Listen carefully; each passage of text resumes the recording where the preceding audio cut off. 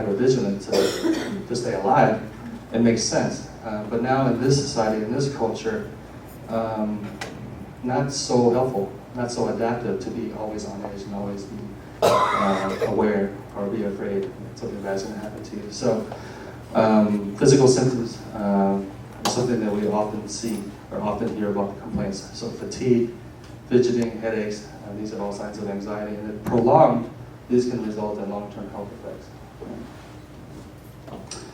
And then the last mental health issue is depression.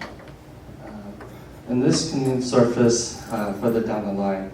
Oftentimes when refugees are newly settled, they're busy taking care of their families. They're busy trying to find money, trying to find food, trying to find shelter, and all these things are at the forefront. But then once they've settled and once they've had time to reflect, oftentimes we see that people start to develop some of these depressive symptoms. So, okay. Questions? Yeah. What is PTSD? PTSD is post-traumatic stress disorder.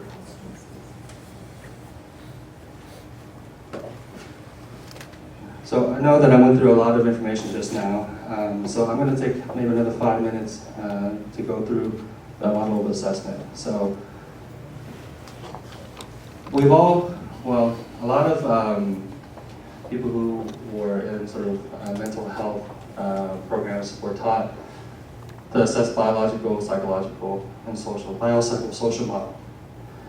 This is sort of the mainstream model that we're taught to assess. Which is helpful, but when we're working with, particularly with refugee populations, we can't overlook cultural and political factors. Okay, so this is sort of a little diagram that I came up with myself, and if you notice, there are bidirectional arrows, and all of the factors interact with each other. Okay. So the biological stuff, we've been taught to assess for these things. But it's, again, I think it's important to sort of remember if physical factors are prevalent, if there are any kind of medical issues, we have to rule those out before we can attribute them to mental health issues. Assessing psychological factors, these are sort of the apparent issues. This may be even something that they may be reporting. Current psychological issues, maybe history of substance abuse or dependence, history of psychiatric treatment is important. What if you're a refugee? Do you think they've had a history of psychiatric treatment? No. So again, think about the model that we learned from, thinking about how applicable some of this stuff is to our client population. Right? So social factors is also an important thing to think about when we're working with refugees. All of these can impact people's mental health. So if you are if you're a new immigrant or refugee, all of these factors can impact your adjustment, particularly social support and emotional relatedness. If you feel like you're the only one of your kind wherever you're at, it's a very lonely experience, and if you don't feel like there are people who can understand your experience, again, this is really difficult. We can't overlook money. If you don't have money, you're not able to get the kind of resources that you need. Right? Cultural factors. This is something that we should pay particular attention to because oftentimes cultural differences play a significant role in people's adjustment. Not only us understanding refugees' cultural differences and the values and the beliefs that they bring with them, but also our own biases and assumptions. We, as Americans, we sort of feel like our way is the correct way, and oftentimes we don't leave room for other people's experiences. So cultural things also involve acculturation, assimilation, so a desire to assimilate. This is something we hear a lot from people who are in the social service field. Well, they don't want to learn English, or they don't really want to interact with people in other countries. So that may be true, but there are a lot of different reasons why people have hesitancy and some resistance. Maybe they don't feel like they're accepted, or they're not sure if people will welcome them. Right? And the last thing is political. This is particularly important for refugee populations for us to understand the political status. So how did they get to this country? Are they legal status? Obviously that will impact people's level of comfort in looking for services. If they're not supposed to be in this country, how are they going to get help for themselves? So as helpers, these are things to think about. You know, sometimes we have to sort of go around, or we have to be flexible in our approach. Right? Are they able to go back to their country? You know, if you know that you'll never be able to go back, then your adjustment process will be different. Right? What are the circumstances under which they came to the U.S.? Did they flee for their lives? Did they, you know, cross mountains and rivers to get to the refugee camp? So all of these things contribute to these folks' experiences. Right? So again, this is the model that I created. It's not just a model of assessment, it's a model of treatment. So all of these factors also provide potential intervention points. So, you know, if there are cultural differences, maybe we can address them. If there are social factors that maybe we can address, that can impact the experience too. Okay. So at the end of the day, really what we're asking you to do is try to understand people's journeys.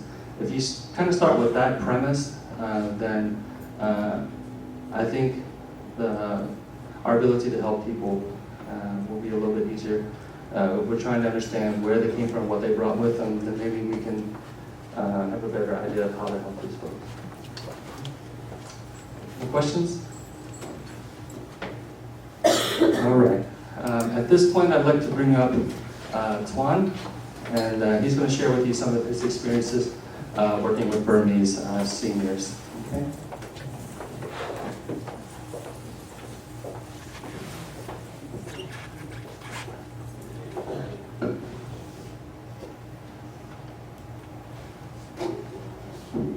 So my name is Tuan. I was an intern here from January up until this summer. I just got my MSW. Can you hear me okay? Yeah, so I just got my MSW. But I came back because I really want to share about my experience working with Burmese refugees here. I'm gonna have a couple up so you can see their beautiful costumes, their necklaces and gowns, and they're all actually from different ethnicities in Burma. So we'll be talking about the different ethnicities.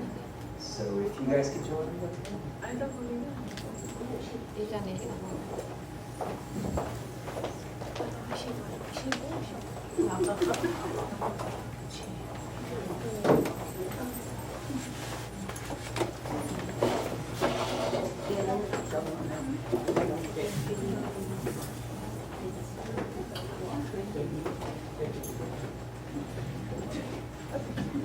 Can you hear me okay without the mic?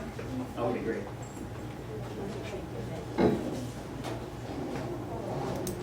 Okay, so I'm going to be doing a brief overview of the country of Burma and its refugees and the work that I did in a group setting with these refugees. So about Burma, so behind these shadows, that is the world. And Burma is right in Southeast Asia. So you'll see China to the north, India to the west, and Thailand to the east. So facts about Burma, get to Southeast Asia, there's about 57 million people there. About half of them are eligible to vote. There are many different ethnic groups there, but these are the top 8, the main 8. So we have the Burman, they're the ethnic Burmese, so they're the majority group there. They make up over half of the population. Next we have the Karen. So the Karen is very important. We'll talk a lot about the Karen a little bit and how it's related to the conflict that brought a lot of them here actually. So the Karen are one of the largest groups. Do you have any Karen? Yes. Karen. Karen, so Karen, if you can.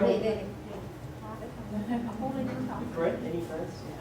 Okay, so Karen, if you can walk down and show them your costumes and you can head back to your seats.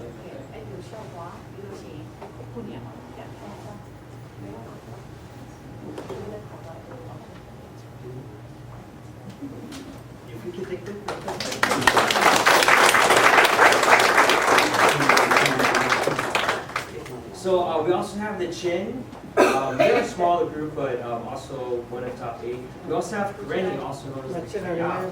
So we have Karennis or Kayas here. Kaya. Yeah. Walk in.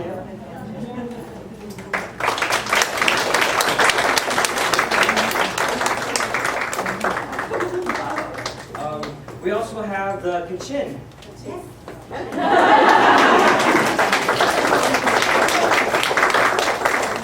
We also have the Shan, the Mon, which I don't think we have the Shan or Mon. We also have the Yakin. The Yakin are a minority group. A lot of them are actually Muslim, and their roots trace back to India and into Arabia.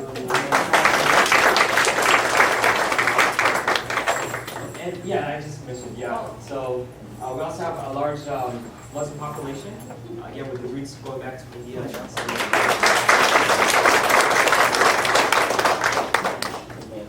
Okay, so here's some pictures of